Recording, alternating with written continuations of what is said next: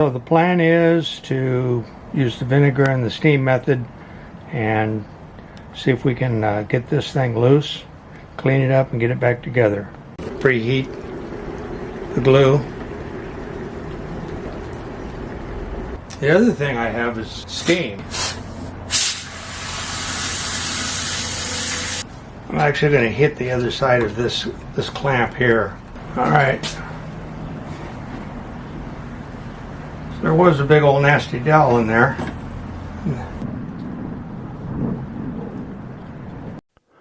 There's a side junk here that has to be removed. The glue underneath has to be completely scraped and clean. This is why the thing was exposed. The crack didn't come close. It needs to all be refitted.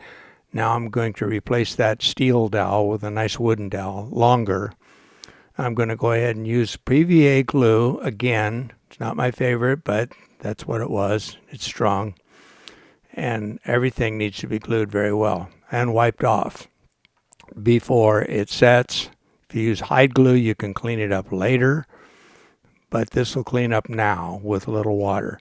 Now I'm going to sand this, and there's going to be a little seam still showing, so some filler in that crack.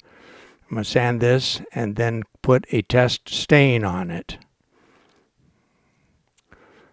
So this is going to have to be toned. I'm going to concentrate the tone right there between the tape. And I'm just using a touch-up marker that blends into the black background.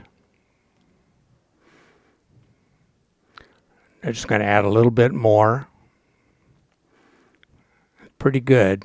Now this is a very, very fine graining brush to add in a little bit of the natural grain. Done.